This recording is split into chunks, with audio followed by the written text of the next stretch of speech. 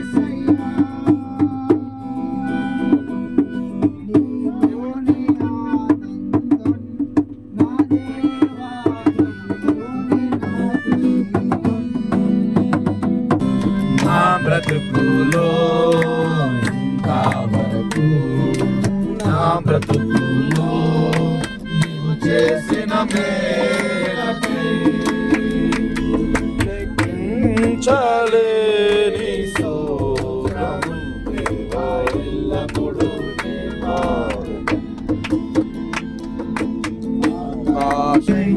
నాకై ప్రాణమిచ్చితివి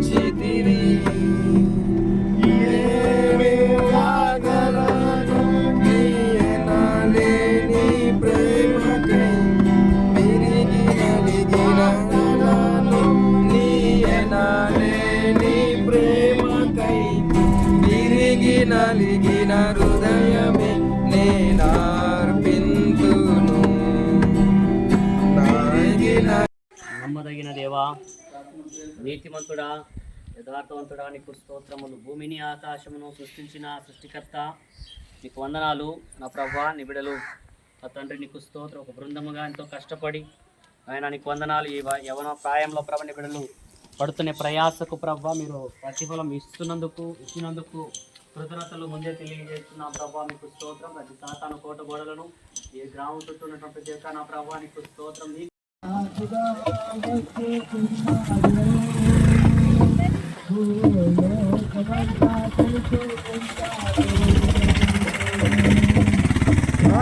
కోటి తేజుడు రమ్యమైన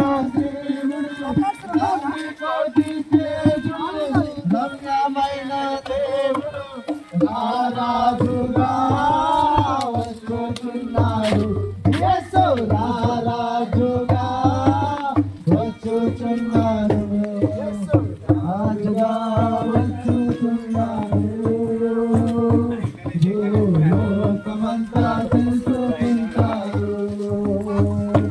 యేసు రాజుగా వచ్చుచున్నాడు. మరణం తర్వాత పరలోక రాజ్యం చేరాలన్నా, మన కుటుంబాలు బాగుపడాలన్నా, కుటుంబంలో మరి తాగుడికి బానిసై కుటుంబంలో మరి అవిధేయులుగున్న వారిని కూడా దేవుడు మార్చడానికి సిద్ధంగా ఉన్నాడు. కాకపోతే నువ్వు చేయాల్సింది ఏంటంటే, మాకు చెప్పాల్సిన అవసరం కూడా లేదమ్మా, నీ బాధ వేద ఏదున్నప్పటికీ నువ్వు ఉన్న చోటనే యేసయ్య లేదో చెప్తున్నారు. నిజంగా నువ్వు గొప్ప దేవుడు, మా జీవితంలో మా బ్రతుకులు మార్చేయని నువ్వు ఉన్న చోటనే ప్రార్థన చేసుకుంటే ఖచ్చితంగా నీ జీవితాన్ని మారుస్తాడు. ఖచ్చితంగా దేవుడు నీ బ్రతుకుని మారుస్తాడు. ఖచ్చితంగా మా దేవుడు నీ బ్రతుకులను దైవం చూడన్నా, చరిత్రలోనికి వచ్చాడన్నా పవిత్ర జీవం తెచ్చాడన్నా చరిత్రలోనికి వచ్చాడన్నా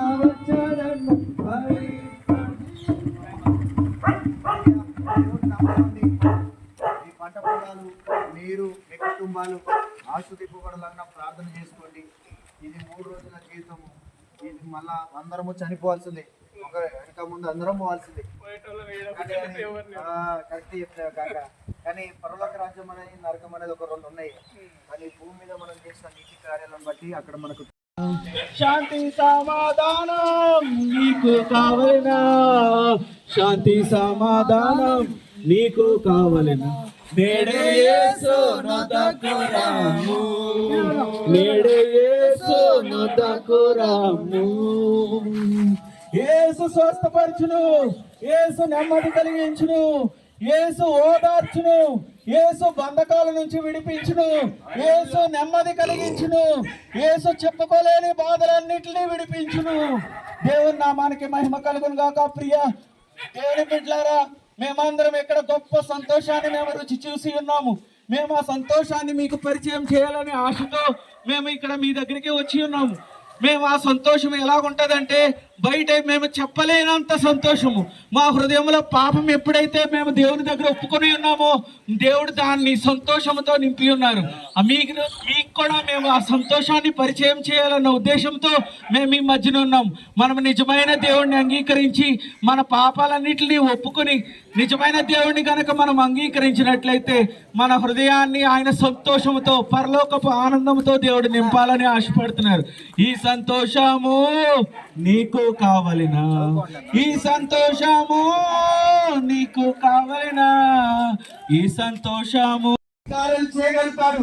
యేసుతో కలిసి నీ బ్రతుకులు మార్చుకుంటావా, నీ జీవితాలు మార్చుకుంటావా? లేదు అండి, మేము ఈ పాపం లోకాలనే ఉంటాము, మాకు ఈ లోకము ఈ పరిస్థితి మాకు బాగుందని అంటావా? చూడండి, మా జీవితాలను యేసుక్రీస్తు ప్రభు మార్చాడు. తాగుబోతులైన మేము, వ్యభిచారులైన మమ్మల్ని ఎందుకు పనికిరాలి మేము, మా కుటుంబానికి కానీ లోకానికి కానీ ఎవరికి పనికిరాని మమ్మల్ని ఈ దినాన మా దేవుడు మా జీవితంలో మా బ్రతుకులు మార్చాడండి. అదే విషయాన్ని తెలియజేయడానికి ఈ ప్రాంతానికి మేము వచ్చాం. నువ్వు కూడా దేవుడిని నమ్మితే నీ జీవితాన్ని మారుస్తాడు. అదే కాకుండా నీ బ్రతుకుని మారుస్తాడు. అదే కాకుండా ఆ పరలోక రాజ్యం, నిత్య రాజ్యం నువ్వు పొందుకుంటావు. పరలోక రాజ్యం వెళ్ళాలి లేదా?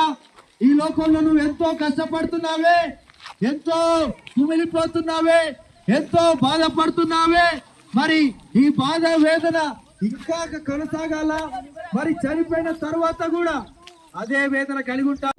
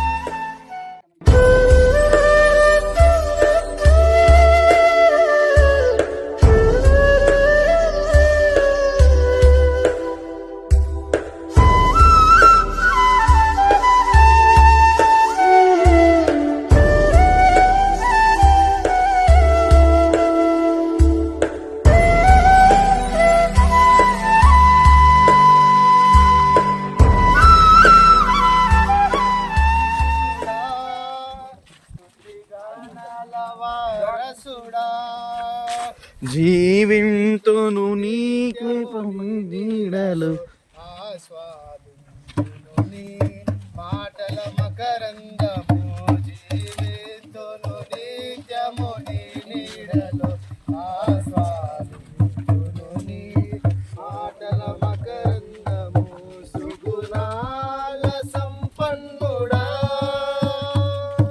యేసయ్య నీతో విన్వించగానే నా బ్రతుకు బ్రతుకుగా మారేనులే యేసయ్య నీతో జీవించగానే నా బ్రతుకు బ్రతుకుగా మారేనులే నాట్యమాడేను నాంతరంగము ఇది రక్షణానంద భాగ్య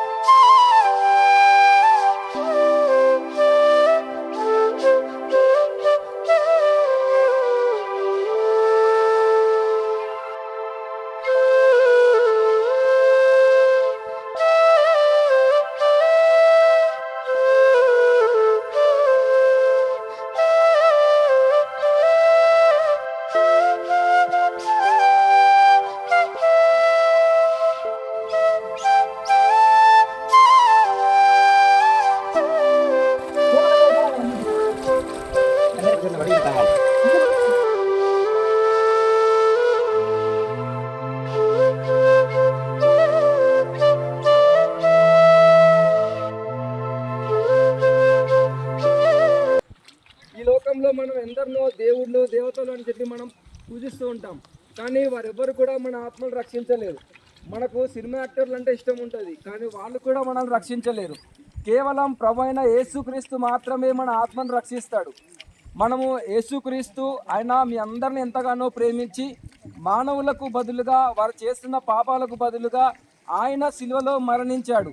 ఆయన నిజమైన దేవుడు, ఆయన ఒక్కడే స్వర్గానికి మార్గమై ఉన్నాడు. ఆయన నమ్మిన వారు ఆత్మ రక్షించబడుతుంది.